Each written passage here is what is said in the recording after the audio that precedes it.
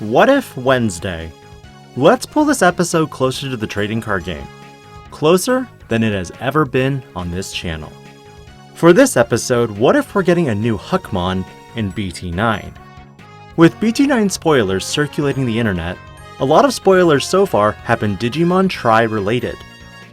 What if the sole reason limiting Saviorhuckmon was because of a new Huckmon that would be making an appearance in this set?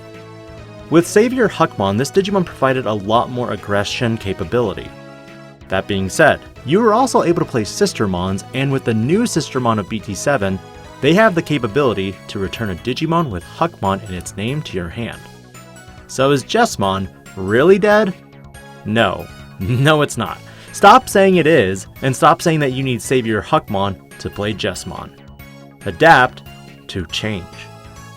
With BT9 introduces a lot of Digimon from the Tri movies, with one of the earliest Digimon revealed, a rare Alphamon. But what did we get Saturday morning? Ordinemon. God, what a cursed looking Digimon.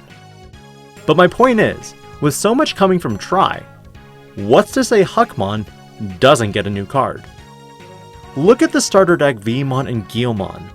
Both Digimon are Digimon that can warp Digivolve to their Royal Knight counterparts if your opponent has a level 6 Digimon. We haven't seen this ability yet for Agumon or Gabumon, despite having canon warp Digivolving sequences. And god damn it, I want it! But with a new Huckmon, I could see this Digimon have the same effect to warp Digivolve to a Jesmon if your opponent has a level 6 or higher Digimon. With inheritables for this specific Digimon, there are a lot of ways I approached the inheritable effect. But before commenting, but that's just Saviorhuckmon again, it's broken! There are already quite a few example cards that do this.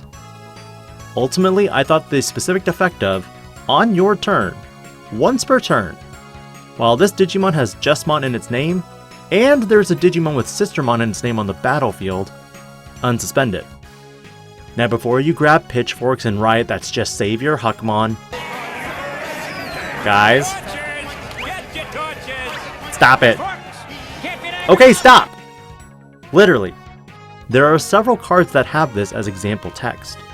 Paildramon from BT3 and Gabumon from BT6 have explicit inheritables that require a specific Digimon above it to utilize the effect. In the case of Paildramon, it's Imperial Dramon, and for Gabumon, it's Gabumon Bond of Friendship. Agumon has the same requirement, but does not suspend Bond of Bravery, it just gives an extra check. Now you may be wondering why Jesmon in its name and not just Jesmon. Because Jesmon, X-Antibody. But besides the unsuspend effect, if you happen to warp Digivolve into Jesmon from this Huckmon, you already miss out on using starter deck Greymon for a +1 check, and you won't have the evolution sources for Tai Kamiya's +1 security check. In that regard though, this does create one specific scenario for Saviorhuckmon. The first being if you Digivolved this Digimon up into Saviorhuckmon, then go into a Jesmon, one could argue that you could unsuspend Jesmon twice. However, because the current proposed Huckmon requires not just a Sistermon on the field to unsuspend, but the Digimon to also be Jesmon, it's 2 requirements versus Saviorhuckmon's 1. In addition, because of the wording, both Saviorhuckmon and Huckmon would proc simultaneously, which gives a similar effect interaction with Paildramon and Green Imperial Dramon if it attacked an opponent's Digimon and unsuspends with its own effect. This week's What If episode is going to be really short, but opens room for a lot of discussion. Do you think with the limiting of Saviorhuckmon, a new Huckmon might be on the horizon that could warp Digivolve into Jesmon?